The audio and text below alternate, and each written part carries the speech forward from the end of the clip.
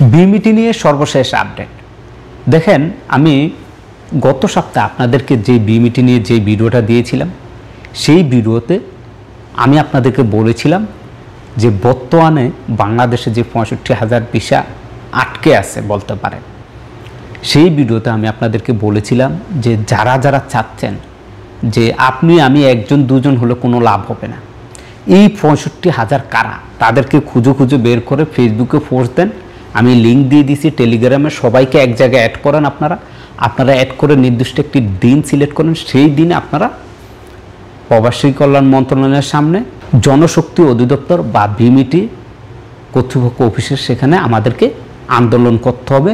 বিনা শর্তে প্রবাসীদেরকে সৌদি আরবে পাঠানোর জন্য বিমিটি ক্লিয়ারেন্স দিতে হবে, অর্থাৎ ম্যান পাওয়ার প্রবাসীদেরকে দিতে হবে, যেখানে কোনো শর্ত থাকবে না। তো কিছু প্রবাসী ভাই গ্রুপে অ্যাড হয়েছেন, এখনও সবাই হন না, সবাই অ্যাড হয়ে নেন। এটা আপনাদের কাছে রিকোয়েস্ট থাকবে, আমি যতটুকু পারি আপনাদেরকে হেল্প করার চেষ্টা করবো ইনশাআল্লাহ। এইবার আসেন, অনেকেই নক দিয়েছেন সেই ভিডিওতে, অনেকেই জানতে চাচ্ছেন ভাই চেম্বার অফ কমার্স ব্যাপারটা কীরকম বা সেটা কি, সেটা অনেকে জানতে চাচ্ছেন বা সেটা আপনারা জানেন না। এই যে স্ক্রিনে দেখেন, এই ব্যাপারটাই হচ্ছে চেম্বার অফ কমার্স। এরকমই আপনার কোম্পানি চাইলে অন্যভাবে লিখে দিবে বা আপনার মালিক চাইলে অন্যভাবে এরকম চেম্বার অফ কমার্সটি লিখে দিবে।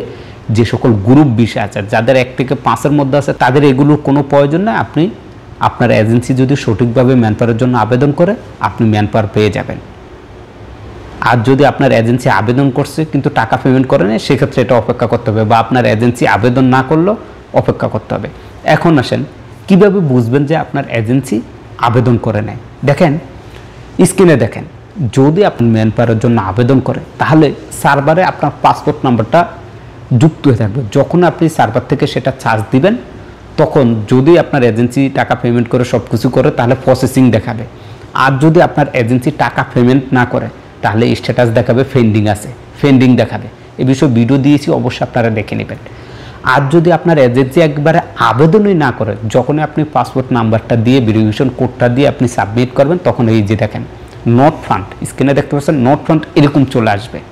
তাহলে বুঝবেন যে আপনার এজেন্সি এখন পর্যন্ত আপনার বিমিটির জন্য আবেদনই করে না, যদি এরকম নট ফান্ড আছে। আর যদি আসে এরকম প্রসেসিং লেখা আসে, তাহলে বুঝবেন যে আপনার এজেন্সি আপনার এটার জন্য আবেদন করছে সঠিকভাবে এবং টাকাও পেমেন্ট করে দিয়েছে, এখন এটা অ্যাপ্রুভালের অপেক্ষায় আছে।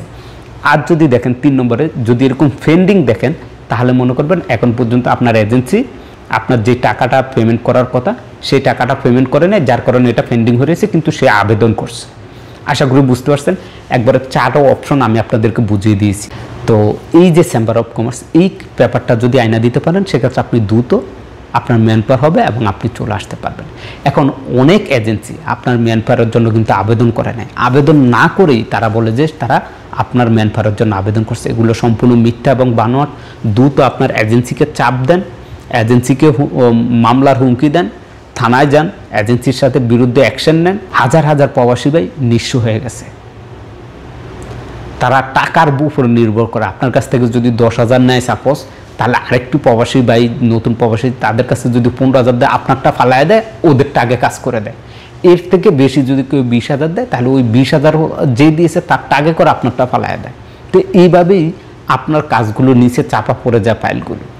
আশা করি বুঝতে পারছেন। এজেন্সিকে চাপ দেন, দিলে আপনি এটাই বলবেন আপনার এজেন্সিকে সে আবেদন করছে কিনা। যদি বলে আবেদন করছে, তাহলে নট ফান্ড দিবেন, তাহলে এটা অনলাইনে নাই কেন?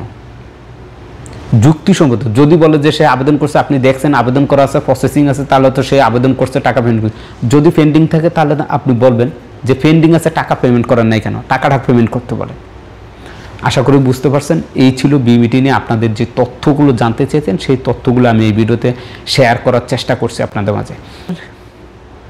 প্রবাস রিলেটেড সকল আপডেট পেতে আমাদের ইউটিউব চ্যানেলটি সাবস্ক্রাইব করে রাখুন, এবং যারা ফেসবুক পেজ থেকে দেখতেছেন, অবশ্যই পেজটি ফলো করে আমাদের সাথেই থাকবেন।